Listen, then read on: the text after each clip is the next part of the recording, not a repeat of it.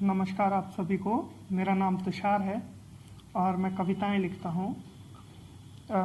मैं जो अभी आपको सुनाने वाला हूँ उस कविता का शीर्षक है सवाल। वैसे हम इसको कविता कह भी सकते हैं, नहीं भी कह सकते हैं। ये एक वार्तालाप है मेरे और मेरे प्रभु के बीच में।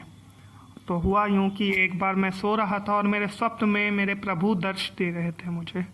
तो मैंने क्या कहा उनसे ये सुनिए आप। हो भाग्य हमारे जो दर्श दिए, हो भाग्य हमारे जो दर्श दिए, इस दिन की राह में कई वर्ष हुए। मैं तड़प रहा था मिलने को तुमसे, क्या भक्त के मोह में भी तुम तरस रहे। अरे पूछने थे सवाल कई और लेने थे तुम्हारे विचार। हे दीनानाथ जो तुम संचार, तो क्यों हो रहे इतने बलात्कार। क्यों बढ़ रहा पाप इस युग में है, क्यों पापी अपने ही धुन में है। क्यों शक्ति नहीं सुरक्षित यहाँ, क्यों असुर यहाँ पे अक्षित है। क्यों बांट दिए हमें धर्म में, क्यों बांट दिए हमें धर्म में, ये जात पूछते हैं कर्म पे। क्यों जंग हो रही सरहद पे, क्यों भूख से मौत में बरकत है। हे प्रभु कुछ बोलो भी, मुझे देख देख मुस्का रहे। बड़ी बड़ी मुसीबत है, संतान को अपने न बचा रहे। तो ये मेरे कुछ सवाल थे जो मैंने प्रभु से पूछे। तो प्रभु का जो जवाब आया वो सुन के मैं पूरा अचंभित हो गया। तो सुनिए प्रभु ने क्या कहा। प्रभु कहे, जरा थमो प्रिय पुत्र तुषार, है क्रोध मेरे मत्थे भी सवार। जरा थमो प्रिय पुत्र तुषार, है क्रोध मेरे मत्थे भी सवार। मैं आया तुम्हारी व्यथा सुनने, इस पाप के अंत की कथा बुनने। पर तुम तो मुझको ही कोस रहे, मानव का ही ये दोष है। लालच है सबके मन में भरी, सत्य का ना इन्हें होश है। बल और बुद्धि मिलने को अपना बड़ा गुमान समझ लिया। मानवता देखो मानव की, खुद को ही भगवान समझ लिया।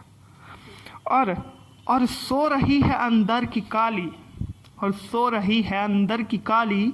महिलाएं तो स्वयं ही सक्षम हैं, शक्ति की तुम क्या रक्षा करोगे। शक्ति स्वयं जग रक्षक है। ये जात पात ये धर्म बांट, ये जात पात ये धर्म बांट, ये कटुता भी तुम्हारा ही काम। ये भगवान इंसान को बोल रहे हैं कि ये जात पात ये धर्म बांट, ये कटुता भी तुम्हारा ही काम। मैंने तो बस जीव बना तुम्हें नाम दिया था हे इंसान। और इस देह के ऋण में कैद हो, इस देह के ऋण में कैद हो, कुछ सालों में ही रिहा होगे। सारे दर्द से तड़पोगे जो भी तुम किए होगे। सारे दर्द से तड़पोगे जो भी तुम किए होगे। सारा लेखा है पास मेरे, सारा लेखा है पास मेरे। सच के तराजू पे तोलूंगा, मेरे संतानों को पीड़ा देने वाले उन किसी को नहीं छोड़ूंगा। बस इतना सा हुआ और मेरी आंखें खुल गईं। तो फिर सुनो मैंने क्या कहा उसके बाद।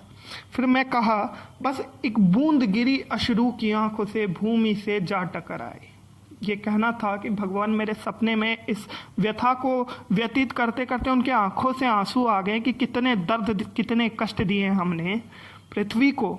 तो वो कहे कि बस एक बूंद गिरी अश्रु की आंखों से भूमि से जा टकराए। एक दिव्य तेज फैला तब जग में, मेरी भी आंखें चौंधियाई।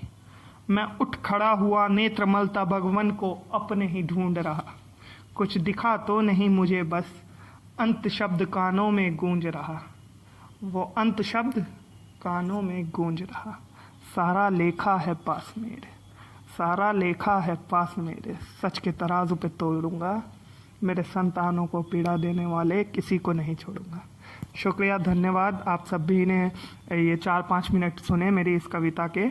और ये मैंने बहुत पहले लिखा था, कम से कम 1 साल हो गए इस कविता को।